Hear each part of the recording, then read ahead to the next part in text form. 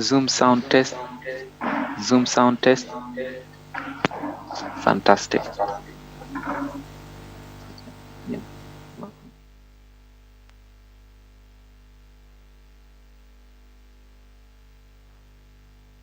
Test it from a distance. Zoom sound testing. Zoom sound testing. Zoom sound testing. Zoom sound testing.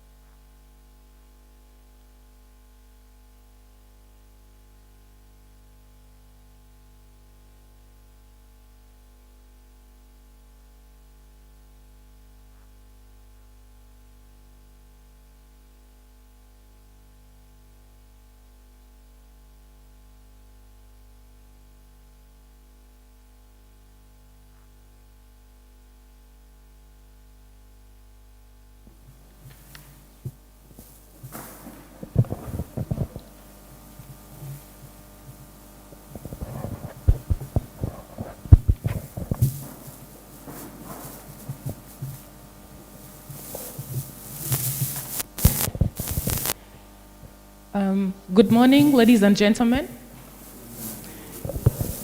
Good morning. Yes, that sounds good. I would like to say welcome, a very warm welcome to everyone who has made it to this space. Welcome and thank you for joining us today as we launch the Education, Justice and Memory Network.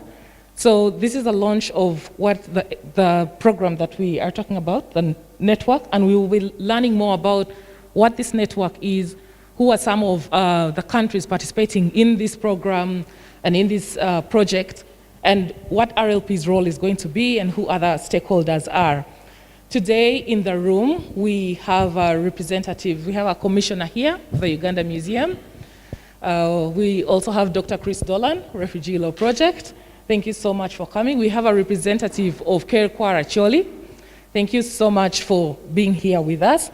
We also do have Professor Komakech from Gulu University, as well as representatives from Gulu. Civil society and friends of RLP all the way from Kasese, you are all so welcome. I've shared the program round, and really we are a little bit behind schedule by about an hour. We will have welcome remarks from the Commissioner, Ms. Rose Mwanja. We will then have opening remarks from Dr. Chris Dolan, the Director of Refugee Law Project, which will take us to an overview of the EdJAM project by Nelson, who is the EdJAM co-investigator. We will break off for tea. Tea will be served just out that door and downstairs.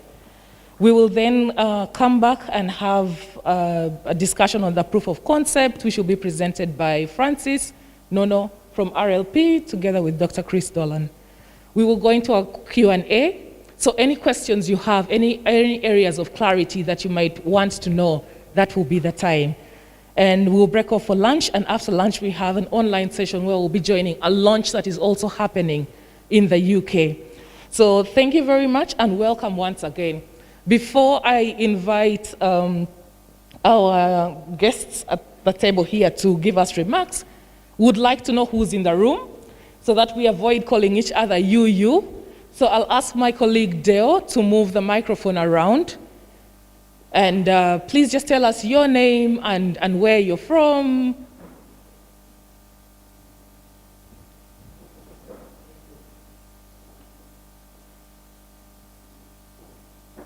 Okay, we will start with the participants and then end with.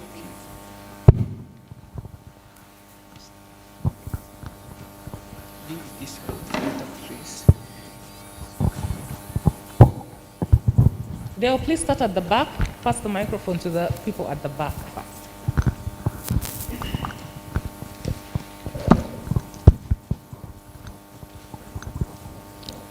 Hello. Good morning, ladies and gentlemen. And by the name is Angala Andrew from Lira. And I've come as all the way to attend this great function that will be launched today. Greetings from our teaching and non-teaching staffs from Lira Lango College. You're welcome. Thank you so much, and you're welcome. Good morning, everyone. I am David Zimba. I am a senior research fellow at Refugee Law Project and a lover of history. Welcome.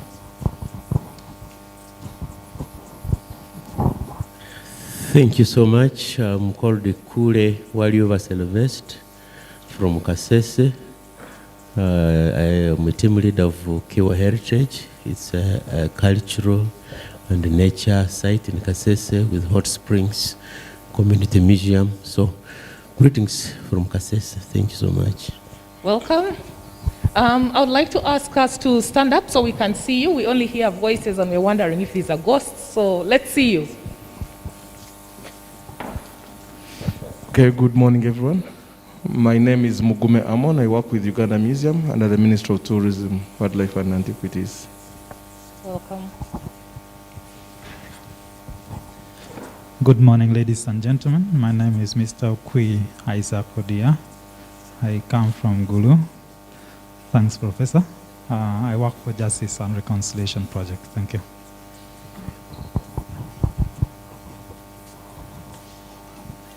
Good morning, ladies and gentlemen. Godfrey Kaya is my name, a researcher. A very good morning to you all. My name is Aliguma Ahaviona Asimwe Akiki, and I work with the Cross Cultural Foundation of Uganda, where we promote the recognition of culture as key if we are to develop as a country.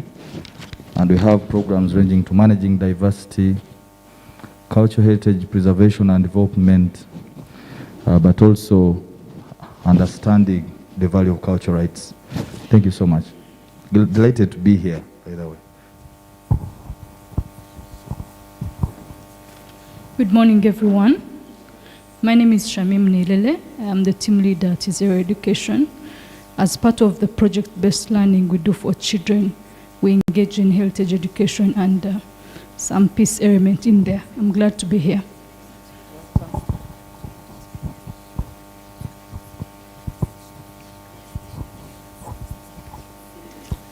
Good morning. I'm Claire Nalukenge. I'm a PhD student. Welcome.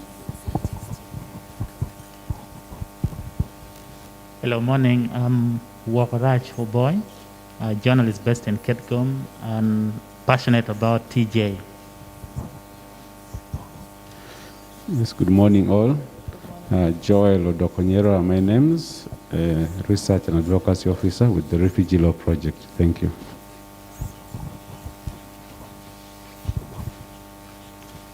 Okot P. Bitek, Kitgum District Local Government Education Department.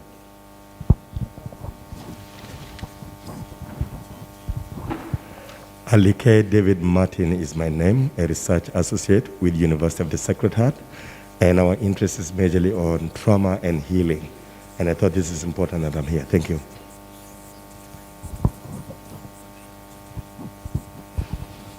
Good morning, everyone. I'm Alex Oyet. I represent the Achole Cultural Institution, and I'm happy to be here and with our partners, CCFU and Refugee Law Project. Thank you very much.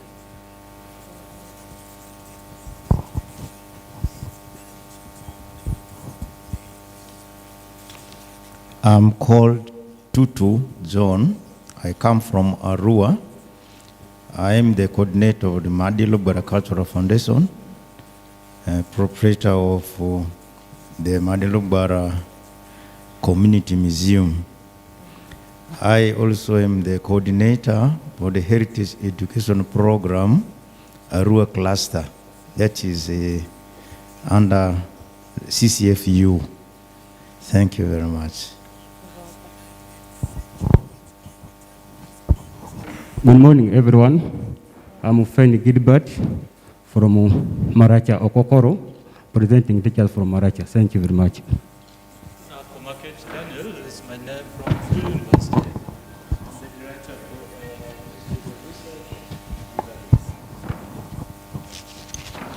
for Good morning, everyone. I'm Kolo Chida Lawino Mildred. I'm the history teacher from St. John and Luwum, Kitgum District. Thank you.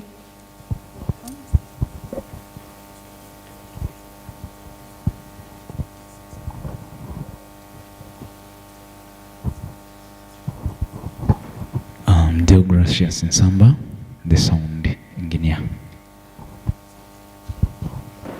Morning, everyone. Openg Shafiq is my name, and I work with the Refugee Law Project. Thank you.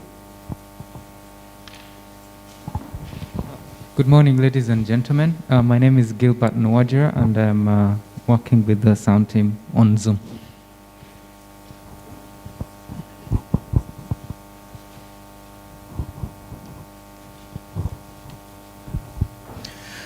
Good morning, everyone.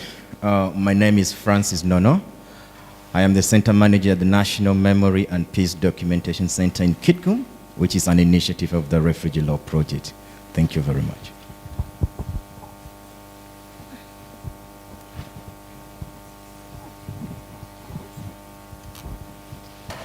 Those who have just joined us, we are going through introductions. Okay. Yeah. Morning, everyone. I'm called Nelson Abiti, Principal Conservator Museums. I'm part of the team in this project, and then I will share more later. Thank you. morning, everyone. I'm Achiro Catherine, Refugee Law Project Finance Assistant.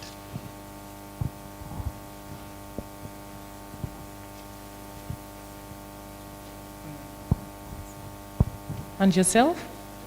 Good morning. My name is Okot Komakechdeo. I work as a research and documentation officer stationed at the National Memory and Peace Documentation Center facility.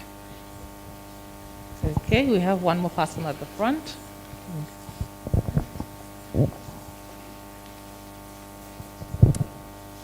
Good morning, everyone. My name is Kawafunzachi King. I work with Refugee Law Project in the Media for Social Change program. Thank you so much. And you are all most welcome from the various areas you've come from. We also do have participants online who have joined us, and will ask that you take a minute to just tell us your names and who you are and what you do. Thank you. Okay, let's start from me. My name is Kai Duong. I am a lecturer at OER. We should say good afternoon from here, but in your country it's still good morning. And I am also a co-investigator of EdJAM project. I've been working with Nelson Abiti for a few years too. Thank you for organizing this event. Thank you. Thank you so much for joining us. Like you can see, I had mentioned earlier that it's a network. It's various people from various parts of the world. So thank you so much for joining us. Is there anyone else online? I know that more and more people will be joining us, and we'll be giving them an opportunity to also feed into the program. Without wasting any more time, I would like to the Commissioner, Ms. Rose Mwanja, to give us welcome remarks. Thank you. Thank you, Madam MC. I would like to ask, can I stand there so that I can speak without my mask? Okay? Sure, that's fine. Let me just keep the distance. Okay, no. I just want to keep the distance so that, yes, thank you, Madam MC. Good morning, everyone. You're most welcome to the Uganda National Museum. We are privileged to have you here as, at the launch of this very important project. All protocol observed, all colleagues in here. I would like to read my speech. Before I speak, I didn't introduce myself. My name is Rose Nkale Mwanja, and I'm the Commissioner for Museums and Monuments in Uganda. We are based, our mother ministry is the Ministry of Tourism, Wildlife and Antiquities. And I bring regards from the Permanent Secretary, who would have loved to be here, but due to other obligations, she couldn't make it, and she has asked me to preside over the launch of this project. Thank you so much. Dear ladies and gentlemen, I'm pleased to host you here this morning at the Uganda Museum. The Uganda Museum is the national institution of this country that houses the beautiful collections of our heritage. And therefore, we are happy to host this important project because it links us with the communities on the ground as we practice our various forms of heritage. At this juncture, I want to thank Dr.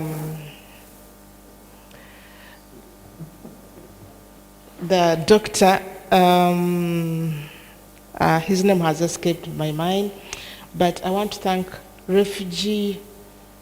Refugee Law Project that created the Center for Memory and Peace Documentation in Kitgum, that has continuously partnered with us in supporting our heritage work of collecting and preserving memories of the past violence in the country.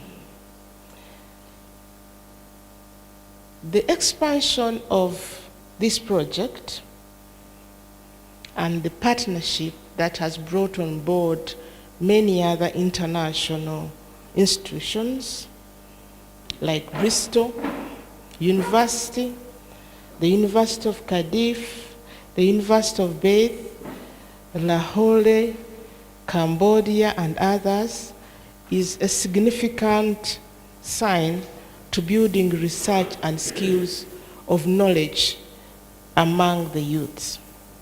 The Education, Justice, and Memory Network, that is the project that we are launching today, is in short EdJAM, was initially aimed to start last year in April 2020. But with the impact of COVID and its disruptions, we are now almost a year late, 9 months late, but we are fortunate that we can now start and proceed with the works. The project today is being launched virtually. We are fortunate that we have a few of you here that are witnessing this happening. And basically at the Bristol University, and together with all the partnering universities, including the Uganda National Museum here. The other universities, as I mentioned before, are University of Bath, University of Cardiff, the Exeter University in UK, the National University of Cambodia, the Lahore University of Management Science, Center for the Study of Humanitarian Law in Cambodia, and us here at the Uganda National Museum. Ladies and gentlemen, in your various capacities, I implore you to continue archiving and researching for more information, and we expand the stories for our community about culture, art, science, sports, so as to expand on the creativity of our indigenous communities. Ladies and gentlemen, despite the limited knowledge about heritage, we know that educators, museum curators, civil society organizations, artists, young people themselves, and others are developing creative energies and engaging ways to teach and learn about the violent past. Inside the violent past, inside and outside the schools.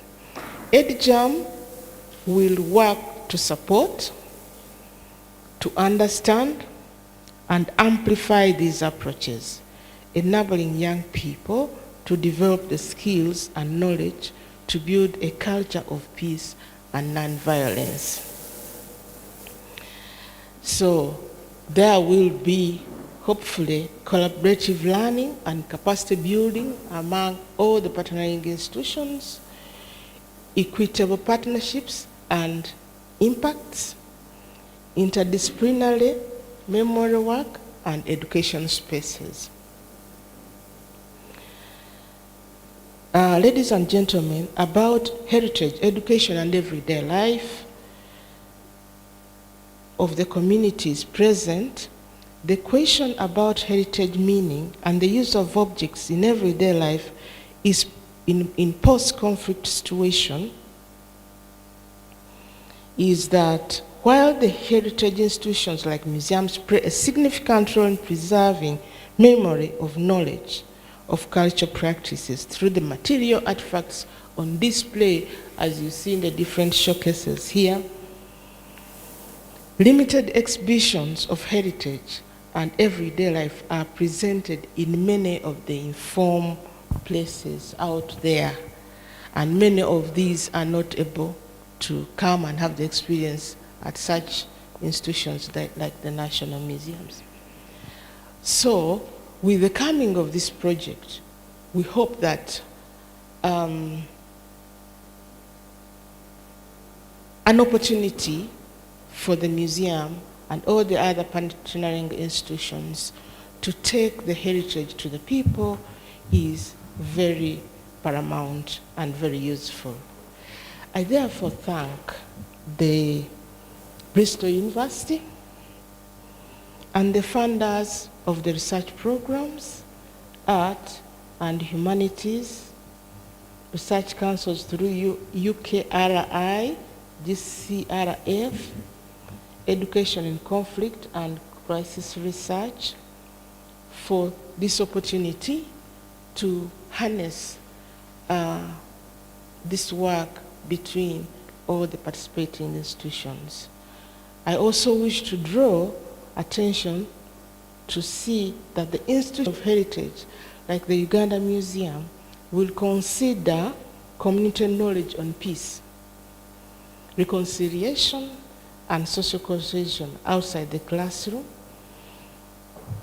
to help rebuild the society, especially after the impact of COVID as well, because we are yet to experience the impacts and how much they have impacted on our economy. So with those few words, I wish to thank you all and to wish this project the best of the outcomes, intended objectives. I thank you all for gathering my time. Thank you. Thank you so much for those remarks and for the good wishes and, showing how willing the Uganda National Museum is to be a part of this. I would like to next welcome Dr. Chris Dolan, the Director of Refugee Law Project, to also make his remarks. Welcome.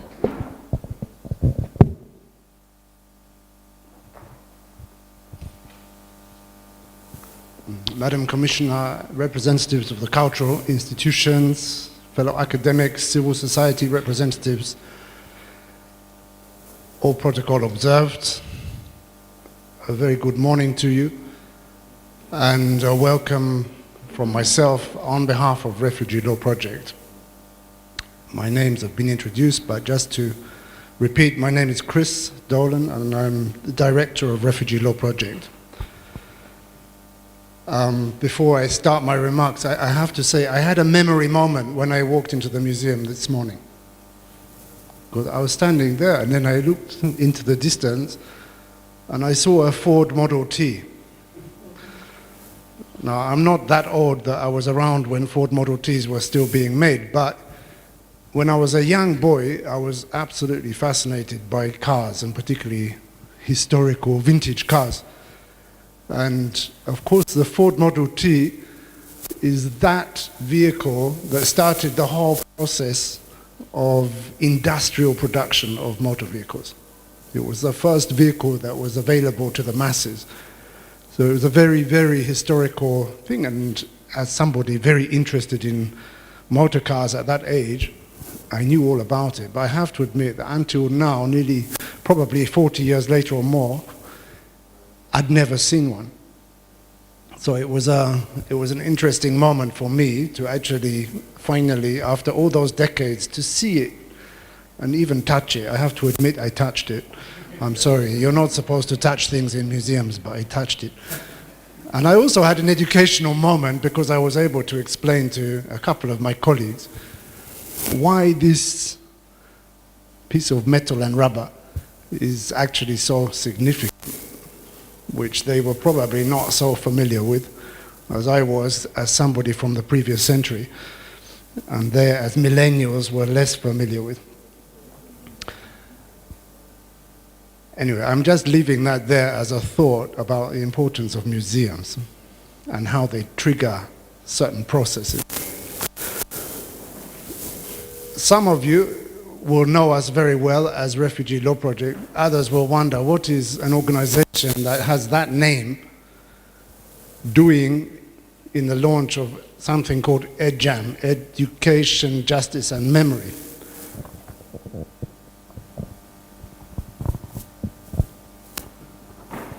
And I just want to give you 3 quick answers to that question. One is the Refugee Law Project is actually part of Makerere University. So we are ourselves part of an education institution in a very major sense. Those of you who know us will know that our subtitle is a center, Refugee Law Project, a center for justice and forced migrants. And those of you who know us very well, and some of you in the room I do know have been part of this journey with us, know that we have what we consider a very important sub-project, which we shall be presenting in more detail later, called the National Memory and Peace Documentation Center. So in short, I can say that education, justice and memory are really woven into the DNA of Refugee Law Project's 21-year history. My second area of remarks is just to comment on our relationship with Uganda Museum, which also goes back now nearly a decade, I think, and in many formal activities, joint activities. Just to mention a few, we launched an exhibit together with partners from Canada called Ododowa, which was just somewhere further down these long corridors of this museum in December 2019. And that exhibit started here in this museum to various other locations as well, creating a sort of virtual web, if you like, of people that are sharing that experience through that exhibit. We've been part of the International Day of Museum 2018. Since 2015, I think most years there's been an international cultural fair that we have exhibited at. We worked together on the Barlogno Memorial exhibition in 2018. Barlogno as a site of a very major massacre. In terms of Uganda Museum coming to our functions as Refugee Law Project, we have something called the Institute for African Transitional Justice. And the museums has been in that institute since 2013. We had a validation of a traveling exhibit which Refugee Law Project put together. And importantly, and we're coming back to the National Memory and Peace Documentation Center, the Uganda Museums have supported us in the preservation of artifacts and actually gave our staff the very first training that we had on archiving and documentation.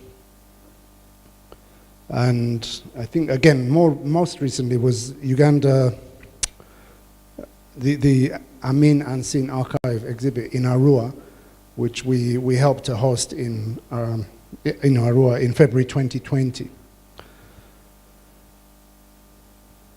Now, I emphasize those different activities because I see those as part of a project that we're engaging on, and also as a statement, I think, of all of our commitment to keeping open the space in which this kind of nexus between education, justice, and memory can happen. One of my colleagues just reminded me this morning, he's sitting at the back there, David, that back in 2015 there was a proposal to, I believe, to knock down this building and with a tower block where it might have been given one floor.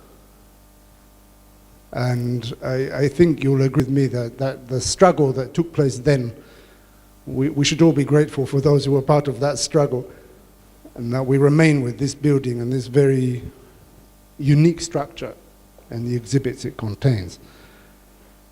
He also reminded me that even more recently, the building in Wandegea, which was intended for National Archive, and which was supposed to become a depository for all sorts of documentation from various ministries and from district, local governments, that sort of got co-opted. Two of it were co-opted for the Land Commission. And those 2 floors out of 3 that were co-opted is still not returned to the actual archive. So we can see that there is always going to be struggle around maintaining spaces, let alone enlarging them, and any activities that we can do, and we have to do them together, are very critical in that. So I think I will leave my remarks brief because I get to speak a second time later in the morning. But we do see this project as very important for building spaces for all of those activities and the kind of dialogue that they require. And this morning is just a step in that process. So we're very happy about the partnership. As has been mentioned, there are many other partners involved in the bigger EdJAM project. There is an element to the project which should be talked where pieces of research are going to be commissioned by EdJAM. And they will be commissioning, the project will commission a whole range of, we hope, civil society partners, including yourselves. So with that, and looking forward to also, we are very blessed by this new normal in the sense that we have learned how to do this. And the benefit of that, the huge benefit of that is that we have people online this afternoon whose names I have known for years and years and years, and I've never met physically. Maybe one day I will get to meet them physically, but at least today all of us get to meet them virtually. And that will be a big, it's an honor for us here and a privilege to be able to host them virtually. So I hope that as many as possible of you will be able to be around for this afternoon's event as well. To meet a couple of very key people in the whole bigger transitional justice discussion. So once again, thank you all for coming and welcome.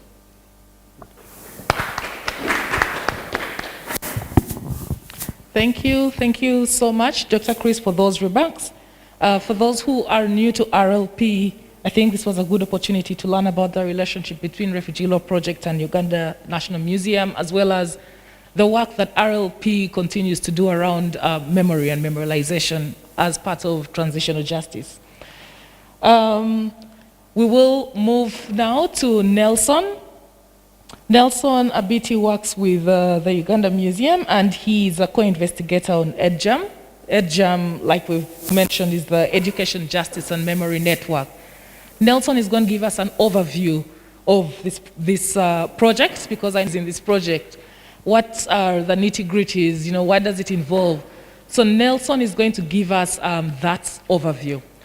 As Nelson prepares to come, just some practical announcement for those in need of restrooms. You go out and go to the entrance where we came in from at reception. That's where you will find the restrooms. And following Nelson, please, if you have any questions, just note them down. We will have an opportunity for questions and answers. To our participants online, we are moving on to the next agenda on our program, and it's going to be an overview of the EdJAM project from Nelson Abiti, who is the co-investigator from Uganda. So Nelson, you're welcome.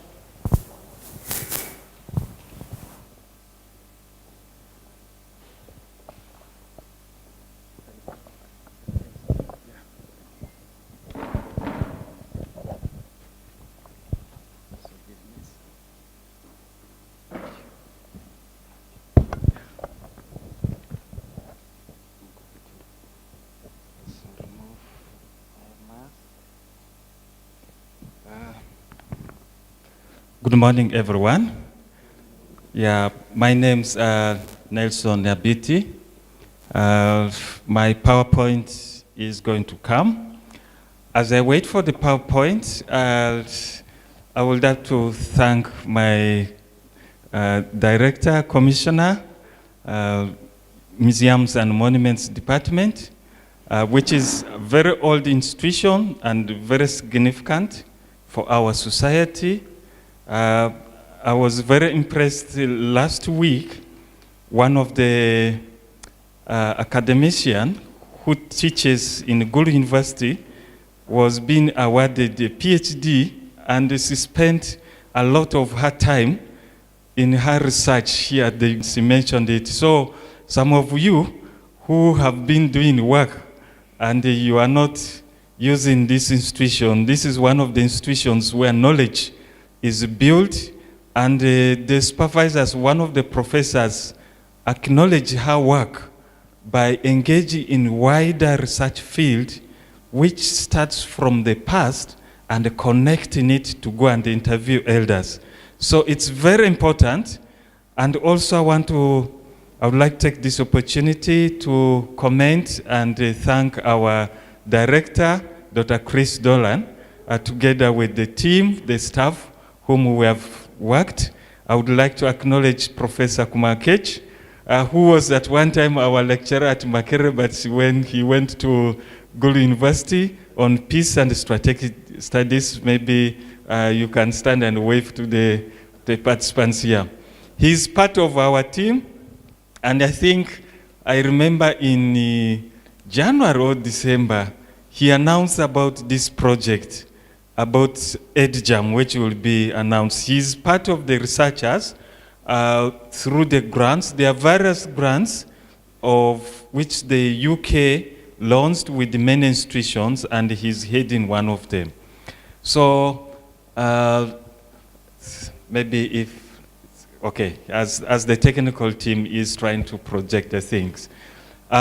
So for me, I'm grateful for our team who are here.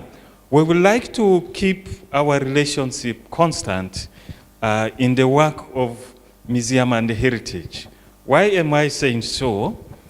Because this is a field which is not known so much by many leaders, by many academicians, by many policymakers, and as such, we don't get so much support. We want to build more support in this field, and we want to expand our area of operations, not only in Kampala, but the rest of the country. So today, we know that we are launching EdJAM, but the main focus is about the Refugee Law Project, which is launching the proof of project. That is a concept which will be spoken later about mobile exhibitions that is trying to create a learning on peace and reconciliation, and that is also trying to help that not everything can be taught in schools, not everything can be taught at homes. Let's have alternatives. And these alternatives is, let's move away from our walls, buildings and offices. Let's engage with the communities. And this is the work which we are trying to do. So trying to remove our comfort zone of offices. So thank you very much. This project of Education, Memory and Justice Network, we began to build up the idea of network around 2017 when they invited us at the University of Bristol, and we started brainstorming with the partners from Cambodia, Colombia, and then from the UK partners. So the hosting place was the University of Bristol. And the overview of this, the Education, Justice, and Memory Network, is that it is an inclusive, participatory, and interdisciplinary network that builds capacity on research, using innovative practices, and generates new knowledge to contribute towards sustainable development goal, target 4.7 of the United Nations. That was, in other words, providing sustainable peace by looking at education. So this will ensure all learners, we know that the focus is on education, have the knowledge and skills to build a culture of peace and non-violence. If you open the website of UNESCO, United Nations Education Scientific Cultural Organization. First thing you see is building peace into the minds of men and women. So we have that approach. So who is funding this and who is involved in it?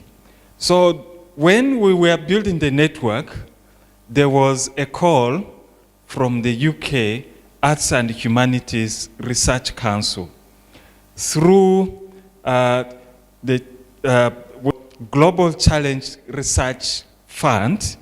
They put it on the website. And then because the university and us were able to look into the website, we started trying to build the research and proposal. It was transparent. It was not being done by the professors at the University of Bristol. We all contributed in the information for making the proposal. I remember me and Nono, we went to the University of Bristol, and the Global Challenge for Research Fund interviewed us as a team who wrote the proposal. So in fact, Dr. Chris, from the wisdom and the words that was from Refugee Lodge Project, it made the proposal successful. These people will never leave you. They will make sure this team is in that proposal. So for me, because I was earlier, so they had to make me to investigate the work done by Refugee Lodge Project. So we are, in other words, as Uganda National Museum, we are more going to be putting the research being done by the civil society. How, as a policymaker, as Uganda National Museum, how your work is fitting to ensure that we pass this. We're going to lobby with the National Curriculum Center, Development Center, to ensure that heritage is being taught and using the museums and the activities of museums become part of learning. I know the Cross-Cultural Center has worked with some of the universities that is at a higher level, but they also have heritage clubs. We have one member there who is the representative. So we are trying to build a network that we work in that area. So this was about who this thing is. But the theme for this research, when they posted, under which many of the proposals were called for, was education in conflict and crisis research. So for our case, the University of Bristol focused on education, EdJAM, justice and memory network. There are countries in Rwanda that focus on memory. There are countries in West Africa that focus on education and justice, and Kenya. So in Africa, there are many countries, but ours, where we are involved, is education, justice, and memory network. So some people will ask us, how is this thing connected to culture, the work of the museum? By the way, in the evening, we have a program on transitional justice, where there's traditional justice, where Uganda is very strong. And if you go to this gallery, this next one, you will find something on traditional justice somewhere. Be attentive, look at it. And then when we are going to talk in the evening, those about transitional justice, whether whatever they are doing, is it connected to heritage? Is it connected to the museum? Some of the professors are museum professors. Another one is a professor for transitional justice, human rights. So there's a lot which is done in the museum. This information here was what is in the contemporary work where the lawyers will sit. That is what is being shown. But because today's people think those things were all the time, they are not applicable. But if you go, as Dr. Chris says, he has been inviting me. I attended, my colleague Alex Odong has attended those debates, and we have been in it. So it's very significant. So this theme is unpacked, which for us, next slide. So the partners, I wouldn't like to repeat so much. The University of Bristol is the lead institution where the principal investigator is, and other partners, many of the universities who are involved. So they will ask, why not universities in Uganda? But I want to assure you, museums are research institutions. Globally, museums work with the universities. And here, we have now positioned ourselves as a research institution, and National Council for Science and Technology recognizes the Uganda National Museum as a major research institution in this country. Sometimes, if you attempt to go to apply for a research permit, which is related to heritage, without passing here, you will not be issued a permit. Because we want to know whatever research you are doing is very significant to our nation and to the communities. So that is something we need to inform others, that the museums are part of research institutions. Next slide. So the context in which we began to build our discussion was that for hours we said the elders know much about peace, the elders speak about peace, and the young people spend a lot of time in schools, and when they are teaching them about history, they just teach them about history, especially in Uganda. For some of you who know, it focuses mainly about histories of colonialism and a little about histories that have happened in Uganda about some of the conflicts, how the young people can discuss about it and how they can talk about peace. That was our main context of the research. So we know that from teaching history, it just stops about everything is in the class. And then when the teachers finished, they don't know that there are massacre places. They don't know there are monuments around that speaks about this history. They don't know there are museums that have information about peace, about conflict. So we want to say, beyond the classroom, there are other avenues that you can be able to learn about peace and reconciliation. I think that is the context in which our argument was based, and that was, we focused our main things. Now, why? We said they are educators, as Madam Commissioner spoke. She's also both a teacher and a curator. So she has spent a lot of time, more than 20 years, being a teacher. She has modeled us from being Makerere University come to the museum to become curators. I think it is through her hand. We have learned that there are a lot of educators, a lot of curators, and a lot of civil society, a lot of artists who are doing creative and engaging work in this field.